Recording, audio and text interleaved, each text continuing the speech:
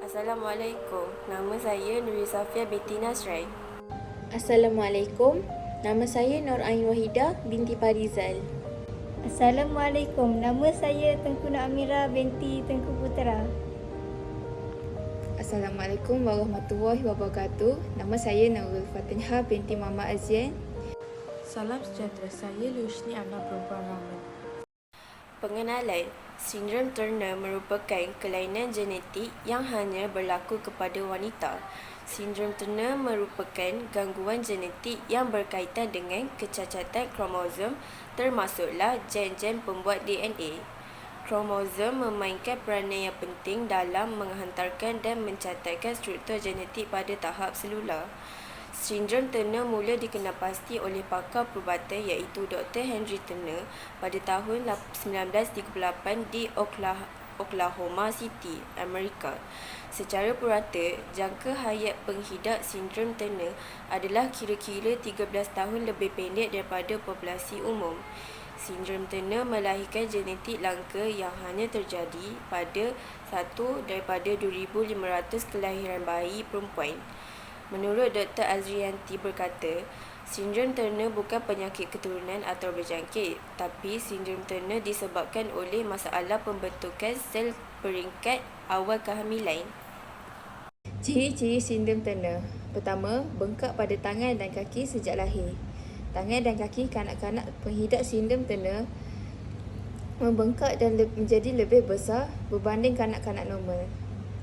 Kedua, menopause awal ataupun mandul. Wanita penghidap sindrom Turner mengalami kesukaran untuk hamil dan tamat haid pada peringkat umur yang lebih awal. Ketiga, kurang ketinggian bagi orang dewasa. Penghidap sindrom Turner cenderung lebih pendek berbanding ketinggian purata orang dewasa. Kekurangan kematangan seksual. Hampir semua penghidap sindrom Turner mempunyai ovari yang tidak berfungsi, tidak mengalami pembesaran payudara dan haid semasa remaja. Kelima, leher yang lebar.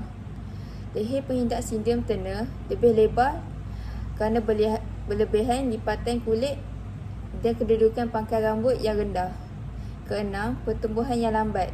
Kanak-kanak penghidap sindrom Turner mengalami kadar pertumbuhan yang lebih lambat daripada kanak-kanak normal yang lain. Ketujuh, langit-langit mulut yang sempit. Langit-langit di dalam mulut kanak-kanak lebih sempit dan kecil berbanding kanak-kanak lain. Kelapan, mengalami masalah buah pinggang dan kecacatan jantung. Seterusnya, penyebab sindrom Turner. Pertama, monosomi. Hilangnya satu kromosom X biasanya kerana kerosakan pada sperma atau ovum sehingga setiap sel pada tubuh penghidap hanya memiliki satu kromosom X. Kedua, mosaicis. Masalah ini terjadi saat pembelahan sel di awal perkembangan janin, iaitu beberapa sel memiliki dua kromosom X yang normal. Sementara itu, beberapa sel lain hanya memiliki satu kromosom X. Ketiga, abnormalitas kromosom X. Terkadang ditemui adanya kekurangan atau defek pada kromosom X. Ketiga, abnormalitas kromosom X. Kondisi ini juga dapat disebabkan oleh masalah apabila saat pembelahan sel sehingga hanya beberapa sel memiliki kromosom X yang tidak normal, sementara sel lain memiliki dua kromosom X yang normal. Keempat, material kromosom Y. Pada sedikit kes, beberapa sel memiliki satu kromosom X dan sel lainnya memiliki satu kromosom X. Dan material kromosom Y yang seharusnya tidak ada sama sekali pada sel tubuh perempuan. Semua kondisi ini terjadi secara acak dan tidak diturunkan secara genetik. Seterusnya, cara rawatan. Cara rawatan yang pertama, terapi hormon.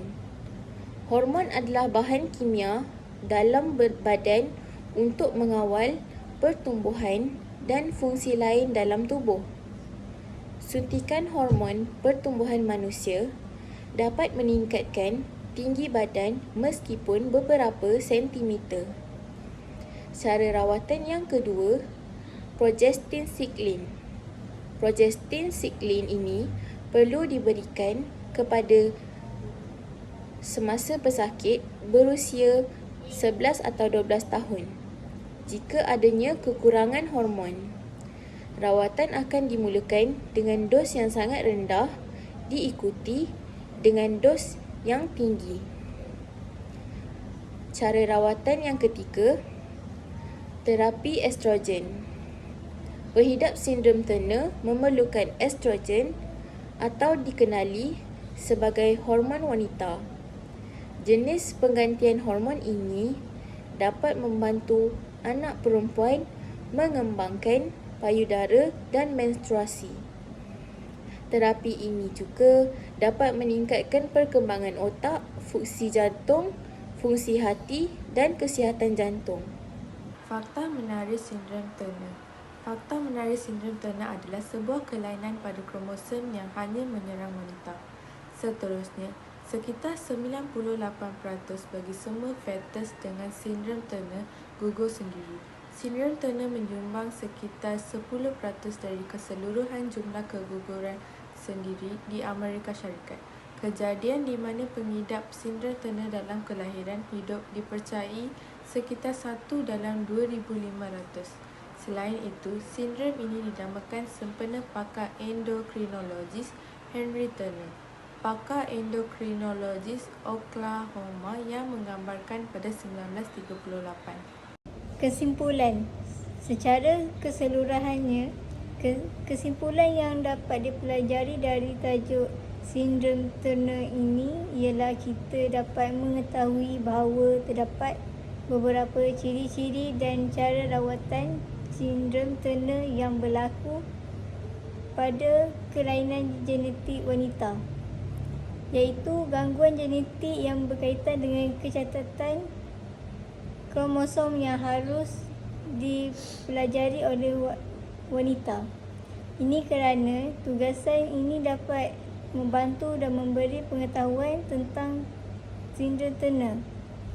Sindrom Turner boleh dikenalpasti seawal peringkat kehamilan bagi ibu berisiko tinggi atau bayi berisiko.